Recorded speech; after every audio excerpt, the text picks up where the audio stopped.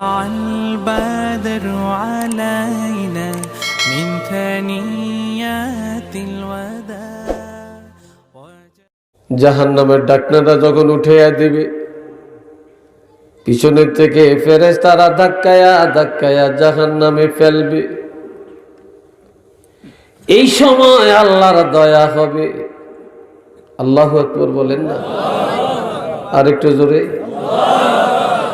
আল্লাহর এতটা দয়া হবে, তখন আল্লাহ বলবে, ফেরেশতা ধাক্কায় না রে, আমার এই বান্দাগুলো জাহান্নামে যাবে, তবে আমি এখানে জাহান্নামের দুয়ারে একটা ইন্টারভিউ নিব। কি নিব? একটা ইন্টারভিউ নিব। জিজ্ঞাসা করবে, রে নাফরমানেরা, আজকে তোমরা কেন জাহান্নামে যাইবা জানুনি? সবাই বলবে, আল্লাহ, আমরা আজকে জাহান্নামী আমাদের নিজেদের কারণে।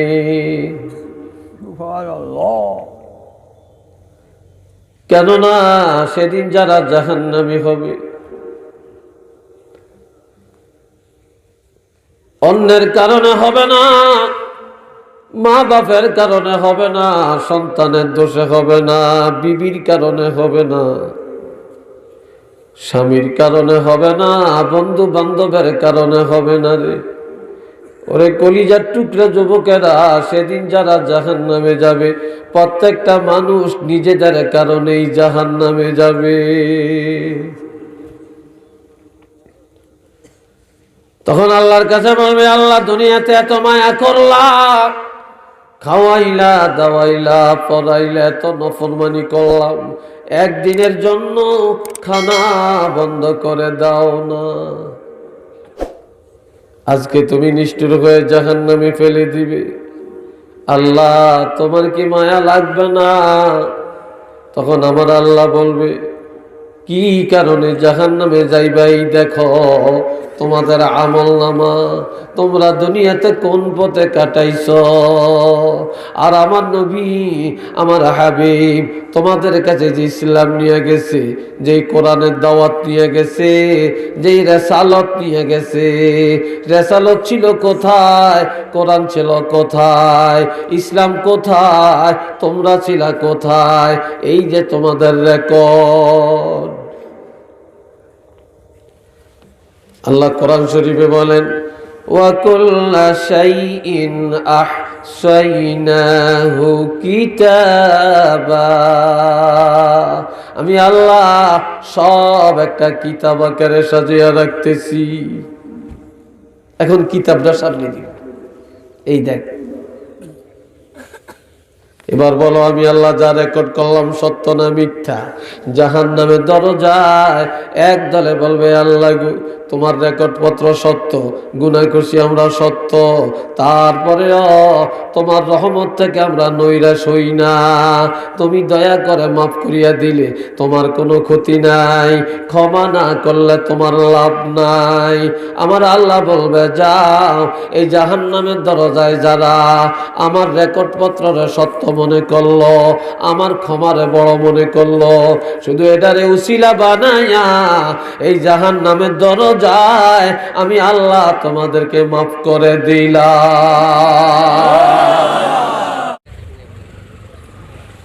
বাবাজিরা রে, আমার নবী পাঠায়া আল্লাহ দয়া করছেন। আলহামদুলিল্লাহ বলেন, আর একটু জোরে বলেন। আল্লাহ কি করছেন? দয়া করছেন। আল্লাহর হাবিব ইরশাদ করেন, কিয়ামতের ময়দানে মুসিবতের দিনে আদম সন্তানের মধ্য হতে আমাকে নেতৃত্ব দেওয়া হবে, সরদারি দেওয়া হবে, ক্ষমতা দেওয়া হবে। সেদিন আমার রওজা পাক ফেটে যাবে, সর্বপ্রথম আমাকে উঠানো হবে, আমার দ্বারা হাসরের ময়দান উদ্বোধন করা হবে। ওয়া আনা আউয়ালু শাফিঈন, সেদিন আমি প্রথম সুপারিশকারী হব। ওয়া আনা আউয়ালু মুশাফফাঈন, সর্বপ্রথম আমার সুপারিশ গ্রহণ করা হবে। নবী আরো বলেন, কিয়ামতের ময়দানে আল্লাহ পাক আমাকে আল্লাহর কোলের মধ্যে জড়াইয়া নিবে। আল্লাহ কোলের মধ্যে জড়াইয়া আমাকে বলবে, ইশফা তুশাফা হাবিব, আমি আপনারে কোলে উঠাইলাম, আপনার উম্মতের জন্য সুপারিশ করেন। কার জন্য করবেন?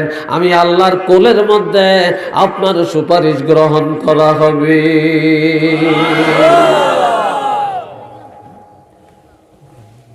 খুশি না বেজার? আরো জোরে কর। নবীর সুপারিশ লাগবো নি? আমরা আরো জোরে কর না, লাগবো নি? নবীর সুপারিশ ছাড়া কেউ জান্নাতে যাইতে পারবেন নি। নবীরা, কোন নবীরাও পারবে না আমার নবীর সুপারিশ ছাড়া জান্নাতে যাইতে। এটা সুবহানাল্লাহ বলে।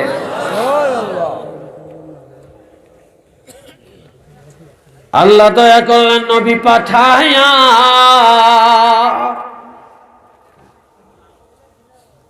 কেমন দয়া করলেন!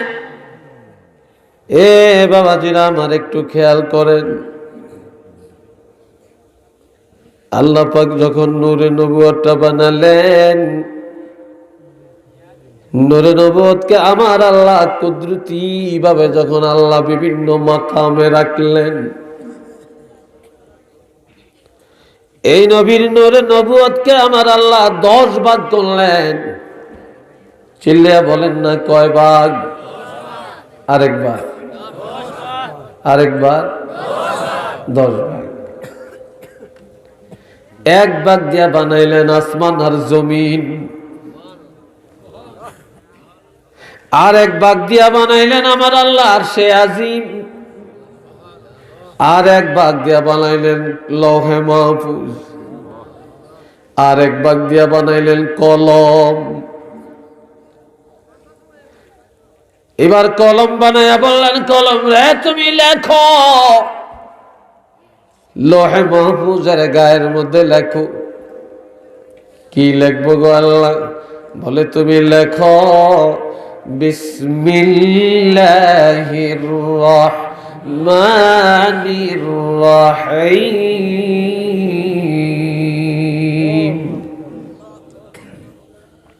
কলম লেখলো, কলম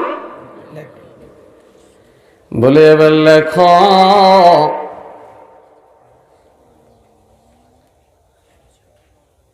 এই দুনিয়াতে আদম নবী থেকে ঈসা রুহুল্লাহ পর্যন্ত যত নবী আসবেন,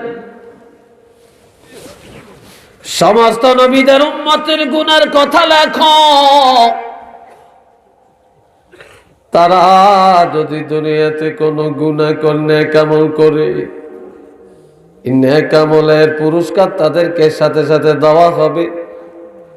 যদি তারা গুনাহ করে, গুনার কারণে তাদেরকে শাস্তি দেওয়া হবে। কি দেওয়া হবে? লেখলো, এবার লেখো আমার হাবিবের উম্মতের আমলের কথা। যদি তারা নেক আমল করে তাহলে তারা জান্নাতে যাবে, আর যদি তারা গুনাহ করে, কি করে? যদি তারা গুনাহ করে, আমি আল্লাহ লৌহে মাহফুজের গায়ে লিখে রাখতে চাই, আমার হাবিবের উম্মতরা কোনো গুনাহ করলে আমি আল্লাহ আমার হাবিবের উসিলায় তাদের গুনাহগুলি ক্ষমা করব। আল্লাহ কেমন দয়া করলেন আমাদেরকে! আমাদের কবরে যে সুয়াল আর জবাব, এটা হলো রহমত। আলহামদুলিল্লাহ, এটা রহমত। নবীর উম্মতের কবরে আল্লাহ এই প্রশ্ন দিয়া, এই সুয়াল জবাবের মাধ্যমে এটারে উসিলা বানায়া নবীর উম্মতের আল্লাহ মাফ করবে। এই জন্য কবরের প্রশ্ন হবে এটা উসিলা, না জাতের জন্য উসিলা। উচ্চ আওয়াজে বলেন না আলহামদুলিল্লাহ।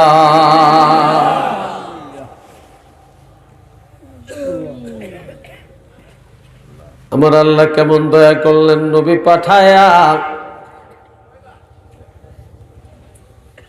ইজা জাআ নাসরুল্লাহি ওয়াল ফাতহ, এই সূরাটা যখন নাজিল হয় আমার নবীর ইন্তেকালের 90 দিন আগে এই সূরাটা নাজিল হইছে। কতদিন? ছাত্ররা কইরে জোরে কস না কা, 90 দিন, অর্থাৎ 3 মাস আগে।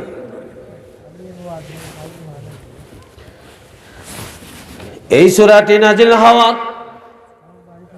3 মাস পরে আমার নবী ইন্তেকাল করেন বা নবীজি শাহাদাত বরণ করেন। এই সূরাটি নাজিল হয়, বিভিন্ন ইখতিলাফ আছে।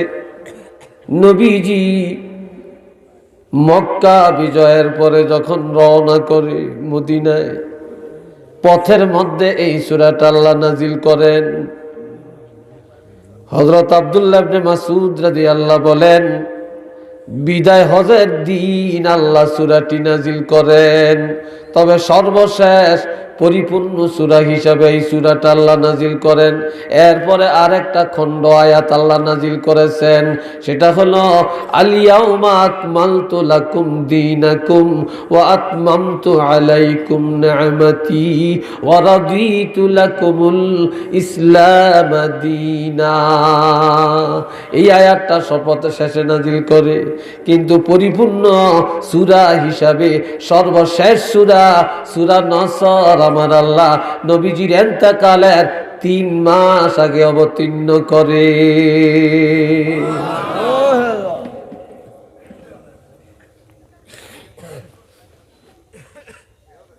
কারণটা হলো আমার প্রাণের নবী রাহমাতুল লিল আলামিন এত কষ্ট ইসলামের জন্য করলেন, এত কষ্ট কোরআনের জন্য করলেন। নবীজি রক্ত জড়াইলেন, নবীজির দান মোবারক শহীদ করলেন, মাইর খাইলেন, জুলুম নির্যাতন নিপীড়ন সহ্য করলেন। সারা জগতের মানুষের কষ্ট যদি এক পাল্লায় দেয় রে, এই ইসলামের জন্য নবী যত কষ্ট করেছে, নবীর কষ্ট যদি আর একটা পাল্লায় দেয়, তারপরেও আমার নবীর কষ্টটা বেশি হবে।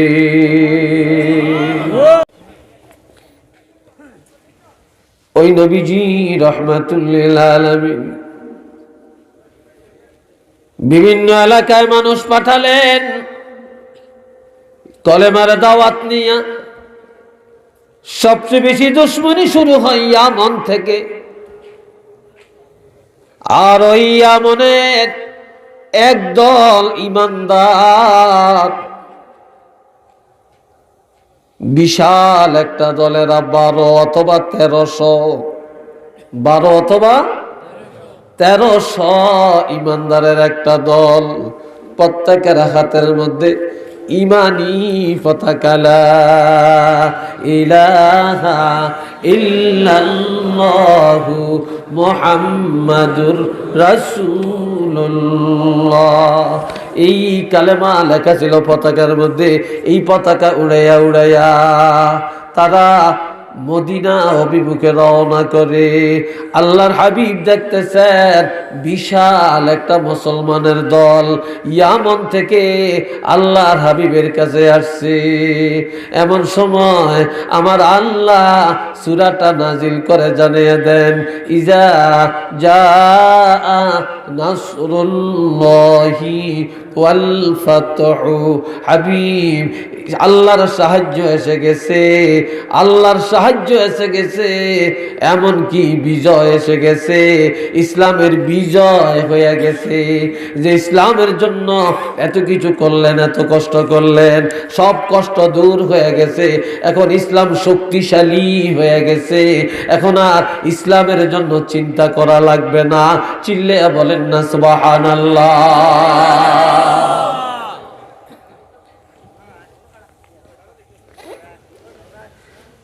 আপনি দুনিয়ার জমিনে বিয়ে করছেন, সন্তানের বাবা হইছেন,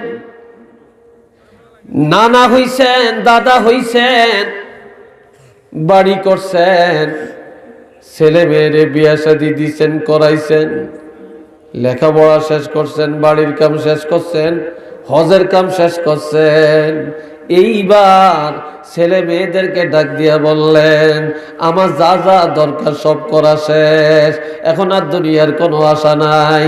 বাড়ি করার আশা ছিল, করছি, জায়গা কিননের আশা ছিল, যা কিনছি, লেখাপড়া করাইতাম, করাইছি, চাকরির দরকার চাকরি দিছি, বিদেশ যাওয়ার দরকার পাঠাইছি, মেয়ে বিয়ে দেওয়ার দরকার দিছি, তোমাদেরকে বিয়ে করানোর দরকার করাইছি, এখন আর আমার এগুলার দরকার নাই।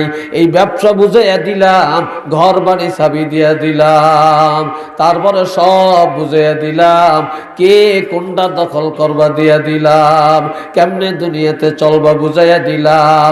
কাজেই এখন আর এই দুনিয়া নিয়ে চিন্তা করার সময় আমার নাই, এখন আমার সময় হলো কবরে যাওয়ার সময়।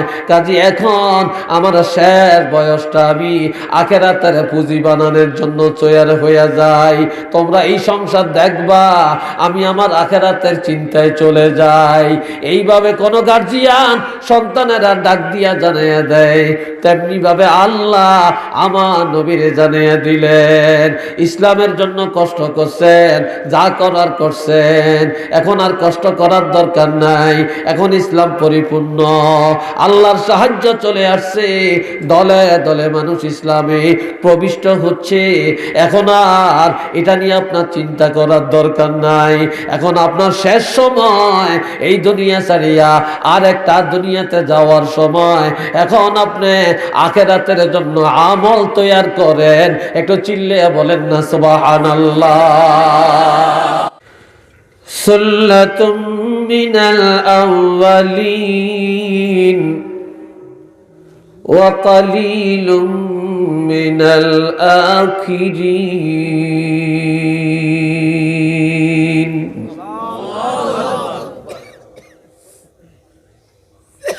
আমার আল্লাহ বলেন, পূর্ববর্তীদের মধ্যে বিশাল একটা দল জান্নাতে যাবে,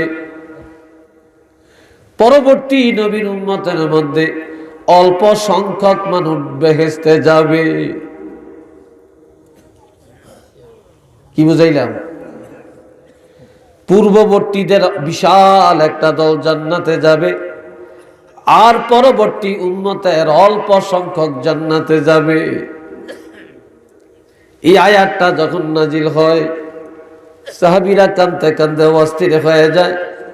এমনকি হযরত ওমর ফারুক রাদিয়াল্লাহু বলে, আমরা আখিরি জামানার নবীর উম্মত হওয়ার কারণে বুঝি আমরা কম সংখ্যক জান্নাতি। নবী কোনো জবাব দেয় না। 1 বছর পরে আল্লাহ কোরআনের আয়াত নাজিল করেন, জবাব পাঠাইয়া দেন, সুল্লাতুম মিনাল আউয়ালিন ওয়া সুল্লাতুম মিনাল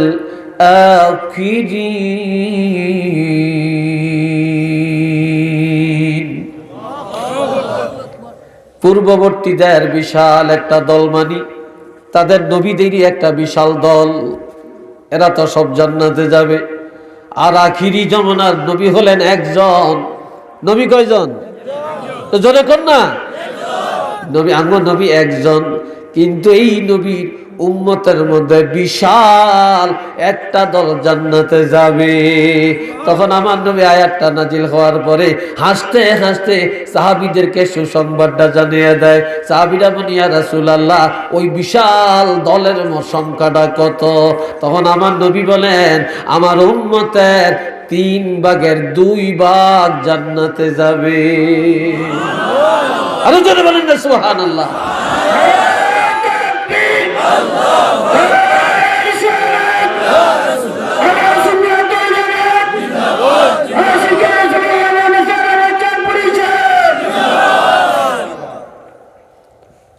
সবাই বলেন আলহামদুলিল্লাহ। আর একটু জোরে কর। এখন আল্লাহ বলেন, আল্লাহ তিন শ্রেণীর মানুষের উপরে রাজি। রাদিয়াল্লাহু আনহুম, রাদিয়াল্লাহু আনহুম, আল্লাহ সাহাবায়ে কেরামের উপরে রাজি। কার উপরে? কেন আল্লাহ রাজি? ওয়ারাদু আনহু, কারণ সাহাবায়ে কেরামেরা আল্লাহর উপরে রাজি। সাহাবীরা আল্লাহর উপরে রাজি, এই জন্য আল্লাহ সাহাবীদের উপরে রাজি। ওয়াজালিকা লিমান খাশিয়া রাব্বা, ওই সমস্ত মানুষগুলোর উপরে আল্লাহ রাজি যারা হক্কানি ওলামায়ে কেরাম, যারা আউলিয়ায়ে কেরাম, যারা বুজুর্গ ওলি আল্লাহদের উপরে আল্লাহ রাজি, আলেমদের উপরে আল্লাহ রাজি, ইমানদারগণের উপরে আল্লাহ রাজি। আর যারা খাশিয়া, যারা আল্লাহকে ভয় করে, সব সময় আল্লাহকে ভয় করে চলে, তাদের উপরে আমার আল্লাহ সব সময় রাজি। একটু চিল্লিয়ে বলেন না সুবহানাল্লাহ।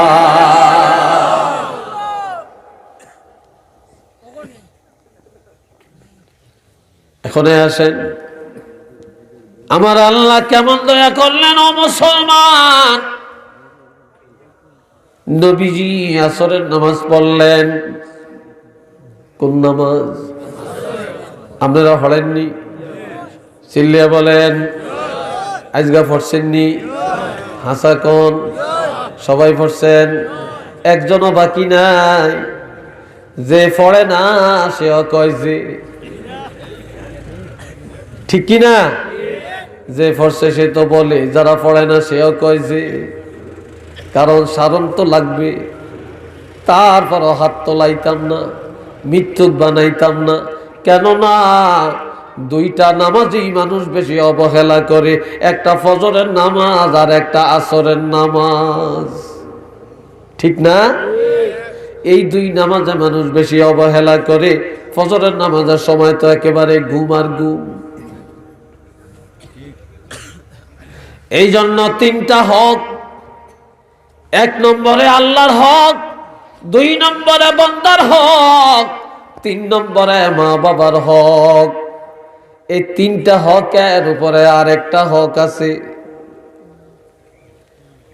এই হকটা হলো হকুন নফস, দেহের হক।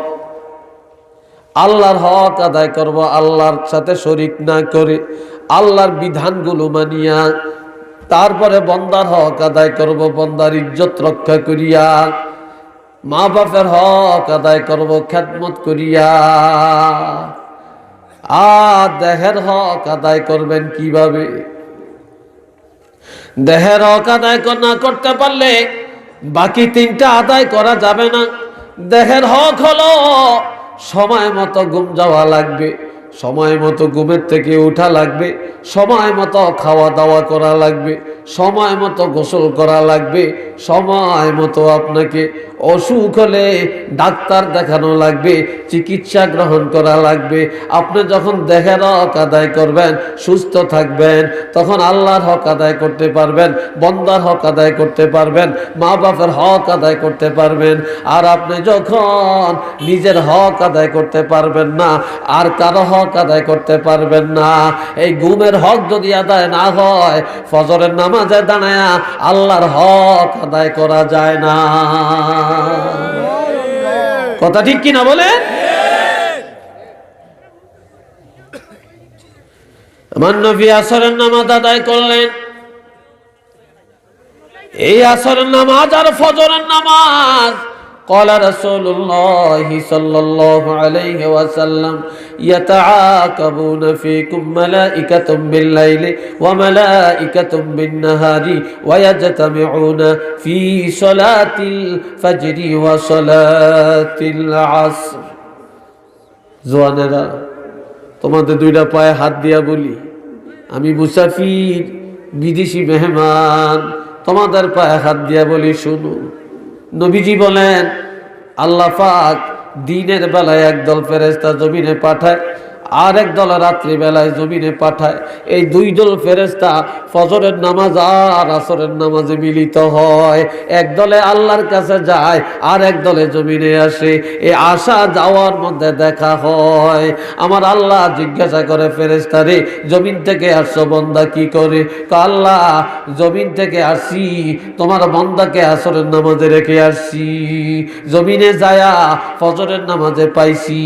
আরেক দলে বলবে, আল্লাহ জমিনে যায়া আসরের নামাজে পাইছি, ফজরের নামাজে রেখে আসছি। তখন আমার আল্লাহ বলবে, যাও, এই দুই নামাজের সাক্ষী তোমরা দিলা, আমি আমার এই বান্দার জীবনের গুনাহ মাফ করিয়া দিলাম। আর আমার এই বান্দাগুলোকে আমার গোলাম হিসাবে আমি তাদেরকে ছোট সার্টিফিকেট দিলাম। একটু আলহামদুলিল্লাহ জোরে কর, আর একটু জোরে বলে। এই সময় আমার ভাইয়া, এই দুই বেলা ফেরেশতারা আসে। এই জন্য আসর আর মাগরিবের এত গুরুত্ব। আপনারা আমার কাছে দোয়া চান, পানি পড়া চান, ফুলতুলির হিসাবের কাছে চান, সাবজাদাদের কাছে চান, ওলামায়ে কেরামের কাছে যান, হাফেজ সাহেবের কাছে যান, ইমাম সাহেবের কাছে যান।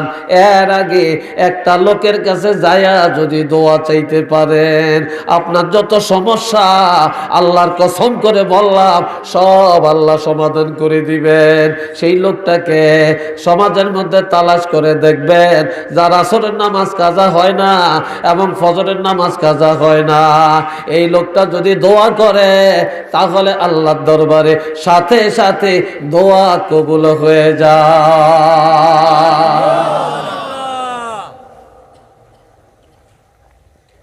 নবীজি নামাজ পড়ে, আসরের নামাজ পড়ে দেওয়ালের মধ্যে হেলান দেয়া বসে বসে কাঁদেন। বসে বসে কি করেন? কাঁদেন। নবী কেন কাঁদে আল্লাহ কি জানে না?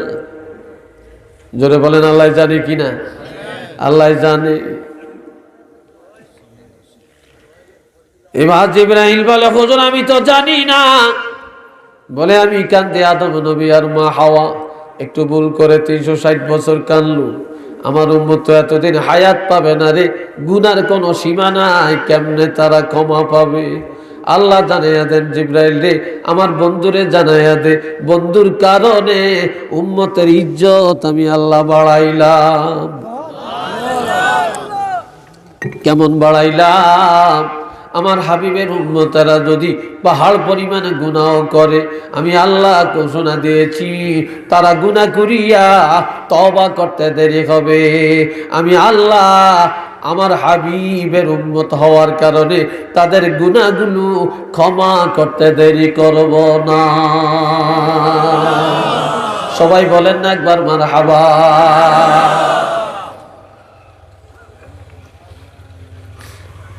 এই জন্য ইন্নাহু কানা তাওয়াবা, তওবা গ্রহণ করার ব্যাপারে আমার আল্লাহ সবচেয়ে বড় দয়ালু। কেননা অবশ্যই আল্লাহ তওবা গ্রহণ করেন, আল্লাহ বান্দারে ক্ষমা করবেন। আর কিয়ামতের ময়দানে মুসিবতের দিনে আমার আল্লাহর কাছে আমরা থাকতে চাই কিনা বলেন? আরো জোরে বলেন, আল্লাহর কাছে থাকতে রাজি আছেন? কারা কারা দুইটা হাত তুলে দেখান না দেখি।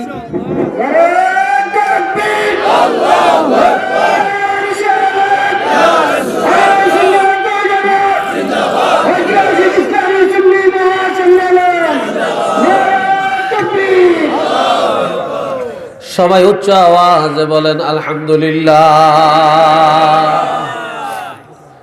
এ বাবাজি নামাজ, কিয়ামতের ময়দানে ওই লোকটা আল্লাহর সবচেয়ে বেশি কাছে থাকবেন যে লোকটা গুনাহ করিয়া বেশি বেশি তওবা করেন।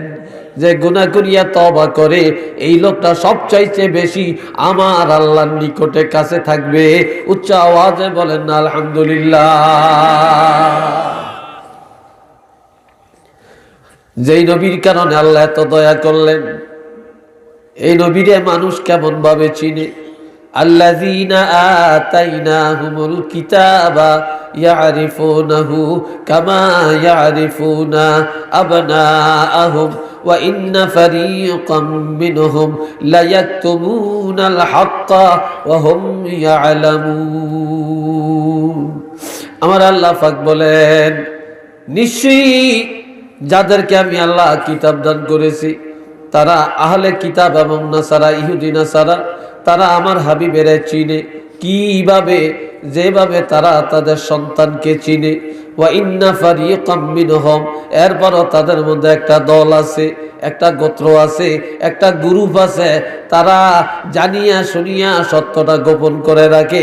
তারা নবীর রিসালাত মানিয়ে নিতে চায় না, নবীর নবুয়তকে স্বীকৃতি দিতে চায় না।